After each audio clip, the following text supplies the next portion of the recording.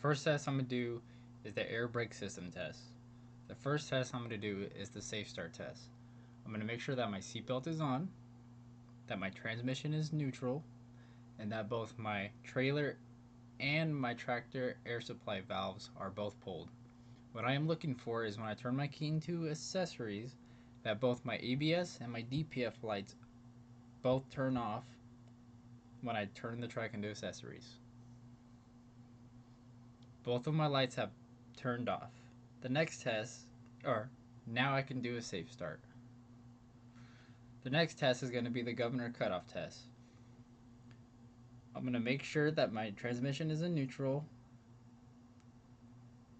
and I'm going to fan the brakes until 90 psi.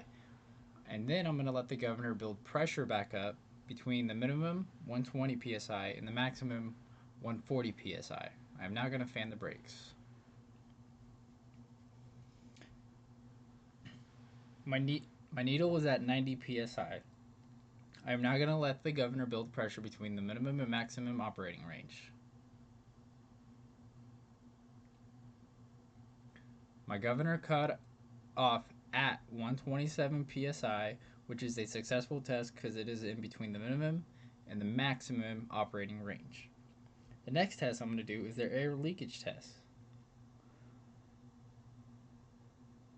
I'm going to turn off the truck, and then once it dies, I'm going to turn it back into accessories, and I'm going to release the trailer and the tractor valves. And then I'm going to make sure that I am in first gear so that we don't roll away. Once my needles have settled, I'm going to apply the service brake and set a 1 minute timer to see how much air leakage I have within 1 minute. The maximum leakage rate is 4 psi in 1 minute. My needle is at 102 psi. I am now going to start a 1 minute timer.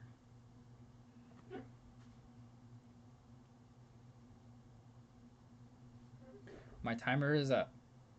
My PSI is still at 102 PSI, which is a successful test because I lost 0 PSI within 4 minutes.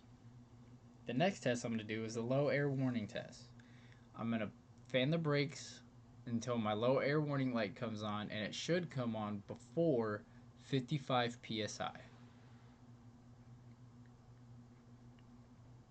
My light came on at 60 PSI, which is a successful test because it came on before 55 PSI.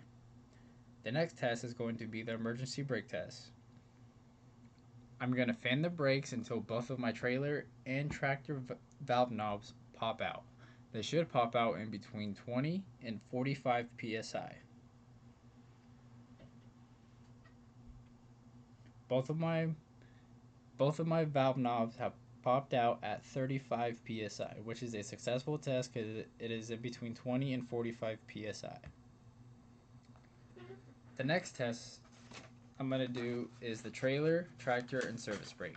But first I'm going to do another safe start. I'm going to make sure that my seatbelt is on, that my transmission is in neutral, and that both my trailer and my tractor valve knobs are popped out. And I am looking for my ABS and my DPF light to turn off when I turn the truck into accessories. Both of the lights have turned off. I can now do a safe start. I'm going to let the governor build back up between the minimum and maximum operating range. My governor cut off at 127 psi, which is in between the minimum and maximum operating range. Now I'm going to do the trailer parking brake. I'm going to release the tractor parking brake, and I'm going to make sure that I am in first gear, and what I am looking for is a tug as I slowly let go of the clutch. The trailer parking brake held, which is a successful test. The next test I'm going to do is the tractor parking brake. I'm going to pull the tractor brake, and I'm going to release the trailer brake, and I am looking for the same tug. The tractor brake parking brake held, which is a successful test. The next test I'm going to do is the service brake. So I'm going to release both the tractor and the trailer brake, and I'm going to roll the truck no more than 10 feet at no faster than 5 miles an hour. What I am looking for is, as I apply the service brake, is my steering wheel to turn to the left or to the right, or not to turn to the left or to the right. And if it did turn to the left or to the right as I apply the service brake, that means there is a problem with my braking system, which I need a mechanic to take a look at. I'm now going to start rolling forward. My steering wheel did not turn to the left or to the right, which is a successful test. Next is going to be my end cab.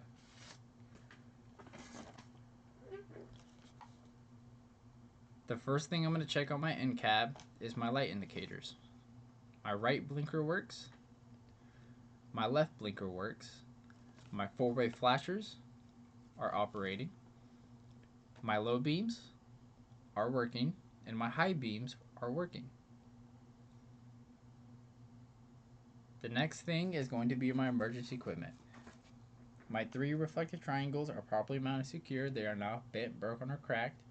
And my fire extinguisher is properly mounted secured. It is not bent, broken, or cracked, and free of leaks, and is fully charged. I know this because within the gauge, the needle is within the green marking. I have spare fuses in my glove box for any emergency. The next thing is going to be my windshield. My windshield is properly mounted secured. It is not bent, broken, or cracked, and free of any unapproved stickers and free of debris. All 4 of my traffic monitoring devices are all properly mounted secured. They are not bent, broken, or cracked. They are adjusted to my likings. They are free of debris and are free from any unapproved stickers on them. The next are going to be my wipers. My windshield wipers are properly mounted secure. They are not bent, broken, or cracked. And my windshield wiper blades are properly mounted secured. They are free from any abrasions, bulges, or cuts.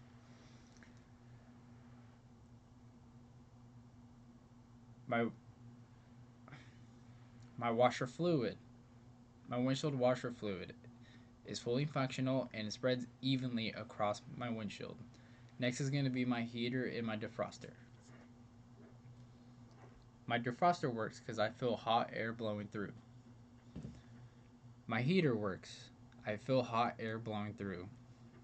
On this truck, there's 2 horns. There is a city horn, which works, and my highway horn, which works. That concludes the in-cab and air braking system tests.